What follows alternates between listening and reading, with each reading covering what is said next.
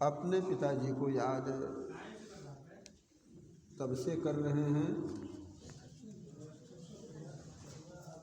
उनका शरीर छूटा तब से पुनः पुनः साल में एक बार वो अपने पिताजी को याद कर लिया करते हैं। यह शिव शंकर जी तथा उनके स्वपरिवार की बड़ी श्रद्धा है। स्वपरिवार की श्रद्धा से ऐसा प्रतीत होता है कि पुनीलाल बाबू बड़े पुण्यात्मा थे, जिसकी भरपूर चर्चा आप पूर्व वक्ता मास्टर साहब से सुने। कैसे थे पुनीलाल बाबू, जितना भी उसके बारे में कहा जाए वह कम ही होगा। इसलिए जितना सुने आप लोग पुनीलाल बाबू की बड़ाई,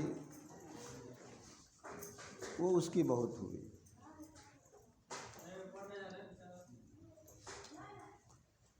तो पुनः मैं भी पुनीलाल बाबू के स्मृति दिवस पर सद्गुरु महाराज से प्रार्थना करता हूँ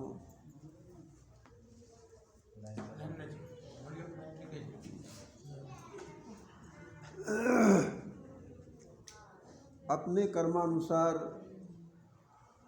वो जहाँ कहीं भी रह रहे हों, सद्गुरु महाराज उसे वही शांति प्रदान करने की कृपा करें। श्री सद्गुरु महाराज की जय।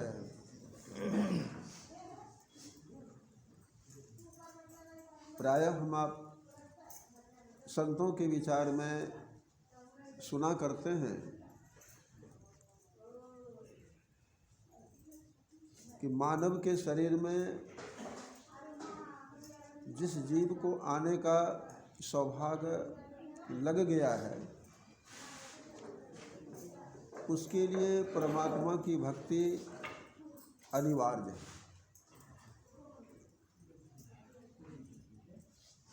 और ये भक्ति परमात्मा की करने में जिसकी चर्चा पूर्व वक्ताओं से भी सुने, पुनः सुनिए। इसमें न जाति पाति की बात होती है,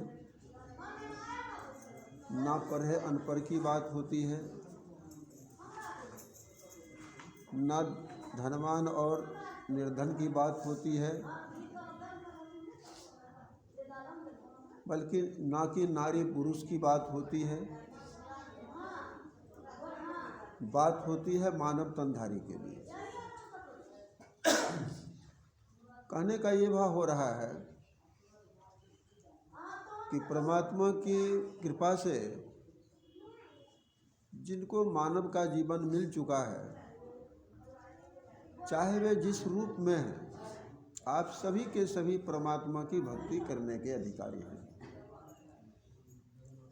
जब परमात्मा ने आपको मानव के जीवन में लाके भक्ति करने का अधिकार दिया है, तो अगर आप परमात्मा की भक्ति नहीं करते तो हम मानव जो हैं, यह सोचने योग्य, अपने ऊपर विचार करने योग्य हैं। कबीर साहब की वाणी में भी हम आप प्रायः सुना करते हैं कि 184 भरम के पौ पर अटके आए। ये 84 लाख योनियों में जब भटक रहा था और परमात्मा की बड़ी कृपा हुई कि मानव के शरीर में वो लाए। अरे 84 के जीवन से निकाल के हम आपको मानव के जीवन में लाए। भगवान राम के भी उपदेश में हम लोग बहुत बार सुना ही करते हैं कि कबहू की करी करुणा नर देत ईश, यानी परमात्मा अकारण स्नेह करने वाले हैं। वे कभी भी इस जीव को 84 से निकाल के मानव की शरीर में लाते हैं। अब सोचिए जरा, हम 84 में भटक रहे थे, और परमात्मा कितने शुभचिंतक हैं हम आपके लिए कि 84 से निकाल के मानव के जीवन में लाए, कि आप जब से यह संसार बना है और तब से लेकर अब तक जो है यह जीव संसार में पड़ा हुआ है। कारण परमात्मा की भक्ति मैंने नहीं की, इस कारण अब तक पड़ा हुआ। तो परमात्मा बार बार जो हम आप सबों को अवसर देते हैं मानव के जीवन का, और नहीं भक्ति करते हैं तो नियमानुकूल 84 में भेजे चले जाते हैं, तो इसका यही परिणाम हो रहा है कि अनादिकाल से हम संसार में पड़े हुए।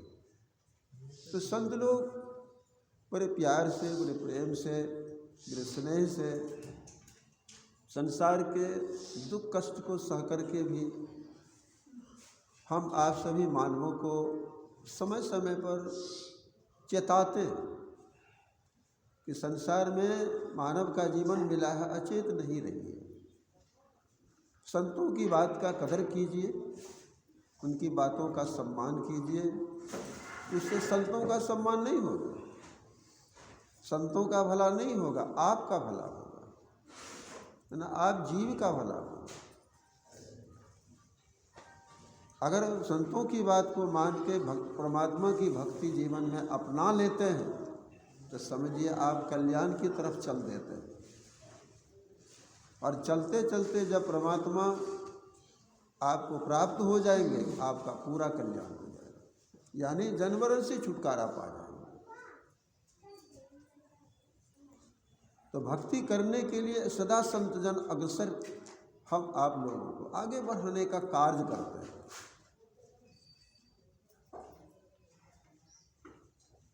तो इस हेतु हम आपका परम कर्तव्य बनता है कि परमात्मा की भक्ति अवश्य करें मानव जीवन पाकर। चरण सिंह जी महाराज ने भी लिखा है अपनी वाणी में कि संसार में जितने प्राणियों को हम आप देखते हैं, जितने प्राणियों से तात्पर्य हुआ 84 लाख किस्म के शरीरधारियों से, इतने सारे शरीरधारी जो हैं संसार में, ये सब के सब एक उद्देश्य लेकर आए,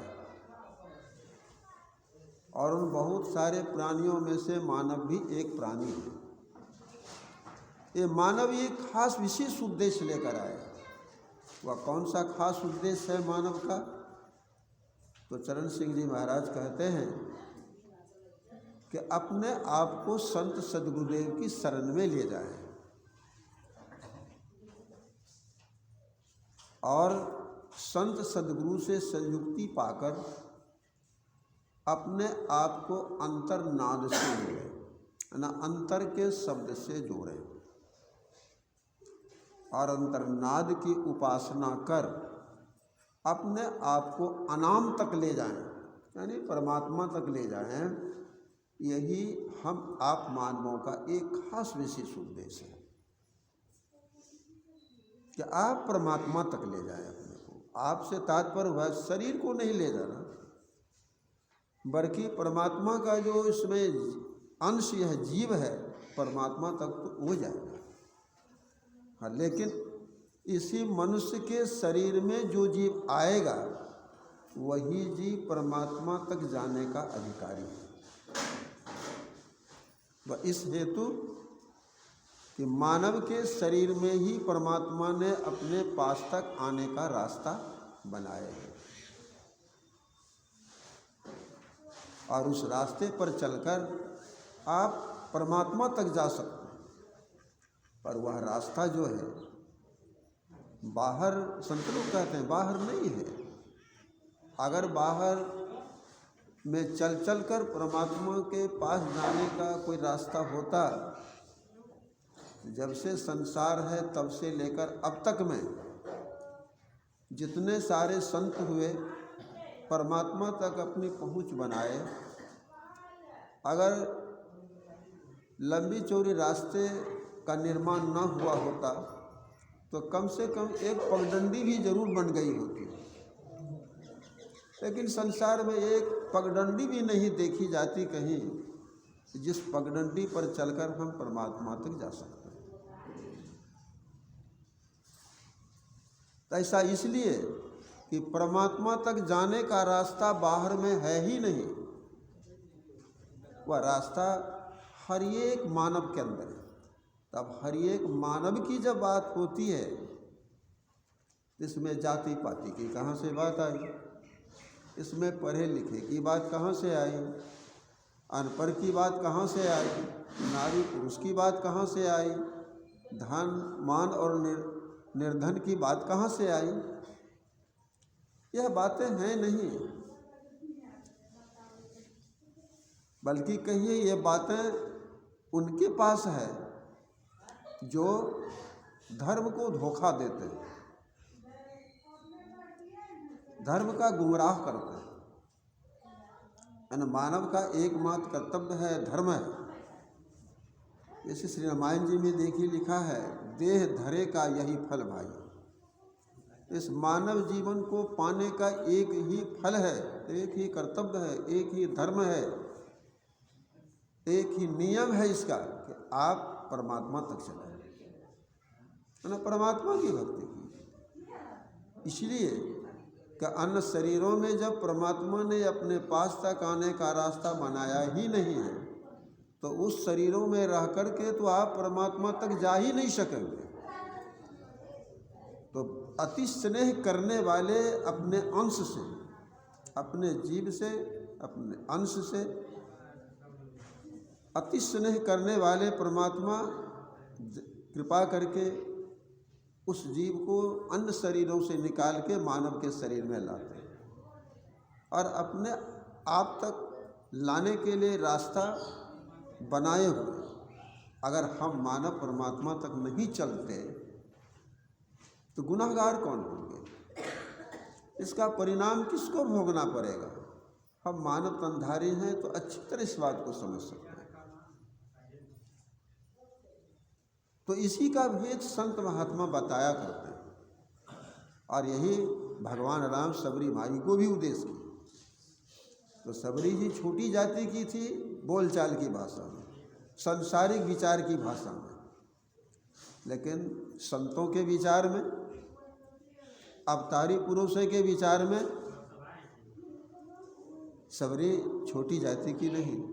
काहे भगवान ने जाति न परमात्मा ने जाति बनाई ही नहीं। परमात्मा ने तो एक मानव की रचना की है, जिस तरह से 84 लाख की रचना किए हैं, 84 लाख किस्म के शरीरधारियों की रचना की है उसने, तो ठीक उसमें मानव की भी रचना उसने की है। मानव में जाति पाति का तो भाव ये बाहरी धर्म कमाने वाले ने कहा, लेकिन आंतरिक धर्म कमाने वाले, अंतर के मार्ग पर चलने वाले ने मानव को जाति में नहीं बांटा। कहेंगे भगवान कृष्ण ने कहा है कि मैंने मानव को 4 भागों में बांटा है। मानव को मैंने 4 भागों में बांटा है, तो किन किन में बांटा है? तो उन्हीं में आया है कि ब्राह्मण क्षत्रिय वैश्य शूद्र। अब भगवान बोले, अब भगवान की बात को संसार के लोग नहीं समझे, तो इसमें भगवान की क्या गलती? जैसे भगवान ने अर्जुन को यह भी कहा था कि अर्जुन को विराट रूप दिखाने के बाद जब अर्जुन ने यह कहा था कि प्रभु आप आज मैंने आपके सत्य स्वरूप का दर्शन किया, तो भगवान कृष्ण ने कहा जो यह मेरा विराट स्वरूप तूने देखा यह मेरा सत्य स्वरूप नहीं था। कहा तब आपका सत्य स्वरूप कौन सा है? कहा जिस विराट स्वरूप को तूने देखा इस स्वरूप के परे है मेरा सत्य स्वरूप। अच्छा, ऐसे इस विराट स्वरूप के परे का जो आपका सत्य स्वरूप है उसकी शरण में कौन जाता है? तो कृष्ण भगवान ने कहा था जो सारे धर्मों की हत्या कर और अपने निज धर्म की रक्षा करता है, वही मेरे उस सत्स्वरूप की शरण में जाता है। अर्जुन ने कहा, प्रभु तब तो आपके उस सत्स्वरूप की शरण में जाने के लिए मुझे सारे धर्मों की, सारे धर्मात्माओं की हत्या करनी पड़ेगी, और तब मेरे अपने निज धर्म की रक्षा होगी। तो कृष्ण भगवान ने कहा, मैंने तुमसे यह कब कहा? तो अर्जुन ने कहा, अभी अभी तो आपने कहा। मेरे उस निज स्वरूप की शरण में वही जाता है जो सारे धर्मों की हत्या करता है और अपने निज धर्म की रक्षा करता है। आप ही ने तो कहा अर्जुन, अगर मेरी बात तेरी समझ में ना आवे तो दोषारोपण मेरे ऊपर ही कर देगा।